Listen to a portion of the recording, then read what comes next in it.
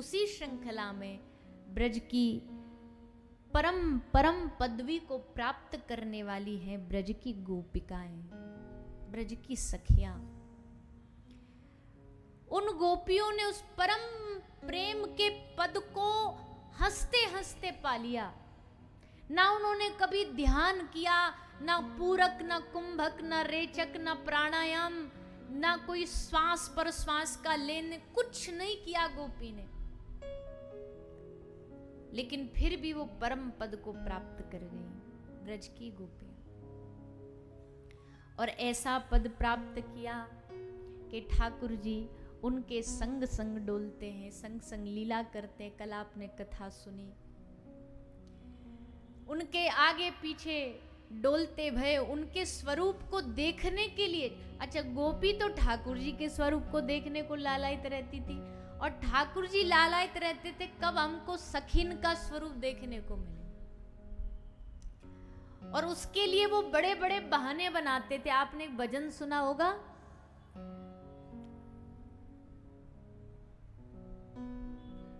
शाम चूड़ी बेचने आया, रूप बदल करके कभी कोई रूप लेकर के आ जाते, कभी सखी बन के आ जाते, कभी कोई साधु बाबा जी बन करके आ जाते। साधु बाबा बन के पहुंच गए, सबरी गोपिन को आशीर्वाद दे रहे हैं।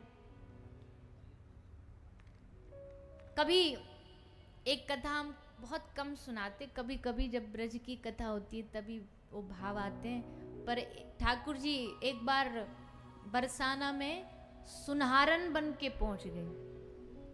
पहले के सुनार क्या होता था, क्योंकि सोना इतना कीमती नहीं था, क्योंकि बहुत बहुत मात्रा में था, तो जैसे सब बेचते ना सब्जी वब्जियां, ऐसे स्वर्णकार भी स्वर्ण बेचते थे। तो एक दिन श्री ठाकुर जी सुनहारन बन करके आ गए बरसाने, और बरसाने में आकर के श्री श्याम सुंदर जोर जोरते आवाज लगा रहे हैं, अरे कोई बिछिया ले लो, अरे कोई पायल ले लो, अरे कोई सखी कंगन ले लो, कोई सखी गले को हार ले लो। जोर जोरते आवाज।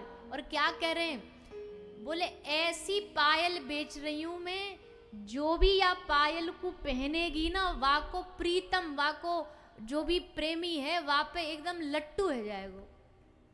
ऐसो जादू है मेरे आभूषणन में। जो पायल धारण करेगी, जो नूपुर धारण करेगी, वाको प्रीतम वहां पे रीझ जाएगा।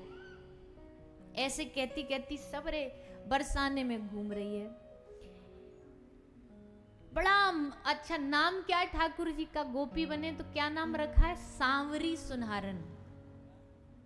अपनो नाम ठाकुर जी ने रखो सांवरी सुनहारन। तो श्री ठाकुर जी सांवरी सुनहारन बनकर के सबरे ब्रजमंडल में घूम रहे हैं। गोपी देख रही है, आहा कितना मधुर बोलती है ये सुनहारन। ऐसे बोलती है जैसे कोई मोड़े ते मुख ते फूल झड़ रहे हों। आवाज में या की ध्वनि में एकदम जादू है। एक सखी बोल रही है, अरे देख तो अच्छे घर की सुनहारन लग रही है, तो बड़ी सुंदर दिख रही है।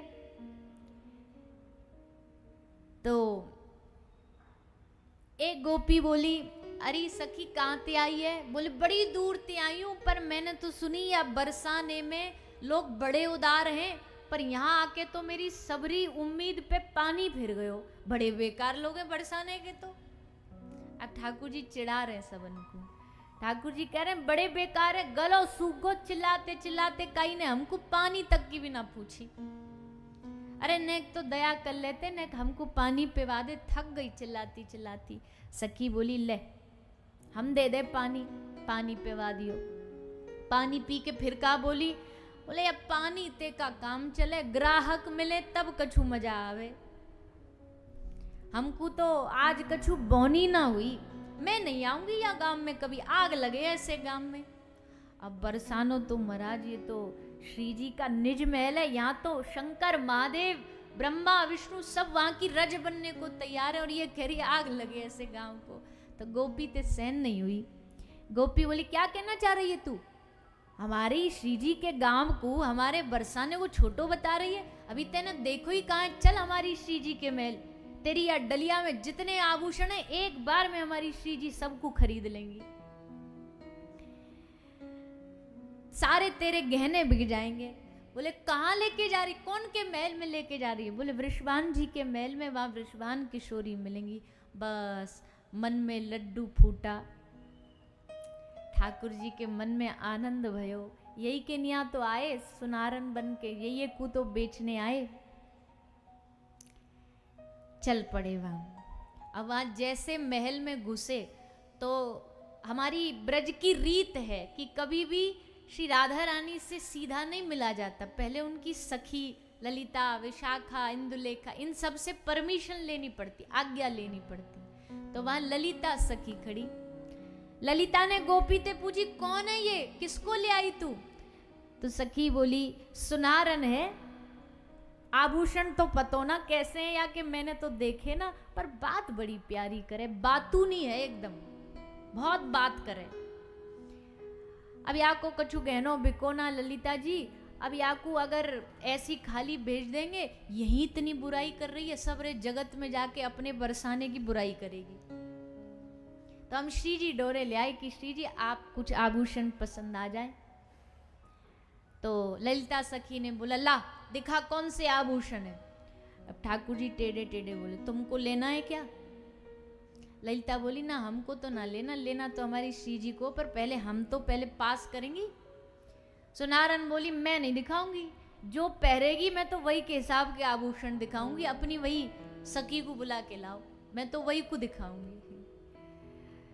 ललिता सखी बोली तू कुछ देखी देखी सी ना लग रही का, तेरे नाक नक्श कुछ पहचाने पहचाने से लग रहे हैं, और एक कालो कालो रंग। अब जैसे कई कालो कालो रंग तो सखी एकदम उछल पड़ी, बोलो खबरदार, गोले गोरे और काले का भेद नहीं करना, ये रूप रंग का भेदभाव हमारे सामने नहीं करना। क्या हो गई मैं कारी हूं तो, क्या हो गया मेरा रंग दबा है तो? अरे हमारे दिल को देखो, हमारे मन को देखो, कितना प्रेम है इसमें। अब तो एकदम बिखर गई। ललिता सखी ने जैसे तैसे संभाली। अरे तू काय को नाराज है रही है, काहे को तोते कारी कह दई तो, तोते सांवली बोल दई तो। फिर नेक्स्ट तसल्ली आई और फिर हंस के बोली सांवरी सुनारन। अब तक तो ऐसे बैठी और अब ललिता को बोली घूंघट कर लियो। बोले तुम तो हमको नजर लगाओगी, हम नहीं देखेंगी तुम्हारी ओर। सो घूंघट करके बैठ गई और फिर भीतर ही भीतर घूंघट के भीतर ही बड़बड़ा रही है, हमको तो कारो कह दियो, अपनी ना कहोगी वह कारे कन्हैया के पीछे भगी डोलो। तुम सबरी ब्रज की गोपी व कारे ते ही तो प्रेम करो। अब तो महाराज खूब सुना रही है। तभी वहां पास में श्री जी विराजमान थी, श्री राधा रानी। श्री जी ने कही काय का हल्ला हो रहा है, कौन है, कौन आई है? ललिता बोली हे श्री जी एक सांवरी सुनारन आई है और आप अगर कहो तो कुछ आभूषण दिखवा दूं। श्री जी ने कहा हाँ दिखाओ। आई सुनारन और जैसे श्री जी को देखा, आहा आज की अभिलाषा पूरी हो गई। श्री जी को देख करके आंखन में आंसू आने लगे ठाकुर जी के, पर अपनी आप को संभालो कि नहीं भेद खुल जाएगा, सखी पकड़ लेंगी फिर मार पड़ेगी। सो संभाला अपने आप को। ललिता ने कहा श्री जी ये एक सखी आई है, सुनारन आई है, जरा नेकिया के हाथ से कछु पहन लो, कछु धारण कर लो। श्री जी ने वहाँ की तरफ देखो और देख के बोली वाह सुंदर है, बस इतना बोली, सुंदर है। जैसे बोली तो श्री श्याम सुंदर बोले अरे हम कहाँ सुंदर, सुंदर तो आप हो, आपको नाम भी कितनो सुंदर है, राधा किशोरी, कितनो सुंदर नाम है। श्री जी ने देखी, श्री जी बोली अरे सखी तू तो बड़ा मीठा बोलती है, लगता है तुझसे हमारा जन्म जन्म का नाता है, एक जन्म का नहीं, तुझसे हमारा जन्म जन्म का नाता है। सुनारन बोली अरे कहाँ कहाँ आप कहाँ मैं, छोटी सी गांव की सुनारन, क्या नाता है भला हमारा। श्री जी ने कहा ने पास आओ, नजदीक आओ। तो सुनारन ने डरती डरती नजदीक गई। तभी श्री जी को उनके घूंघट के, साड़ी के, दुपट्टा के भीतर यहाँ हल्के हल्के घुंघराले बाल नजर आ गए, केश नजर आ गए। इतने में ही श्री जी समझ गई, शरीर में एकदम रोमांच हो गया कि आज प्रियतम ये रूप बना के हमसे मिलने आए। सुनारन को बिठा लिया। क्या पहनाएगी? बोले मैं पायल पहनाऊंगी। और श्री श्याम सुंदर ने पायल निकाल करके कहा श्री जी से कि अपने चरण आगे रखो। श्री जी बोली चरण तो रखो, पहले ये बता मोल क्या लेगी, दाम बता पहले, क्या मोल लेगी। सखी बोली मोल जो तुम देना चाहो। अच्छा, कोई पहले से निर्धारित मोल नहीं है? बोले नहीं, तुम हमारी पहली ग्राहक हो, तुमसे क्या मोल लेना। श्री जी ने मुस्कुरा के कहा ठीक है, तू मोल भाव नहीं कर रही, हम भी तुझको मौका देते हैं, जो तू कहेगी हम वही करेंगे। और ललिता सखी वहीं बैठी एकदम चिल्लाई, ऐसे कैसे, ऐसे कैसे, जो कहेगी वो करेंगे। वो भी समझ गई ये कौन आया है। अगर श्री जी पूरी आज्ञा दे दें, जो जो चाहो वो करेंगी, तो पता नहीं ये क्या मांग डाले, ऐसे कैसे। पर आज तो श्री किशोरी जी मुग्ध थी ठाकुर जी के ऊपर। कहा नहीं नहीं, जो ये सुनारन बोलेगी हम तो वही करेंगे। लाओ पायल पहनाओ, नूपुर पहनाओ। श्री ठाकुर जी ने नूपुर उठाया, श्री जी के चरणों को पकड़ा, अपने घुटनों के ऊपर विराजमान किया और लेकर के श्री जी के चरणों में ठाकुर जी नूपुर धारण कराते हैं। नूपुर धारण कराते कराते नेत्र अश्रुओं में बहने लगे। सुनारन अब तक इतना बोल रही थी, अब मौन हो गई।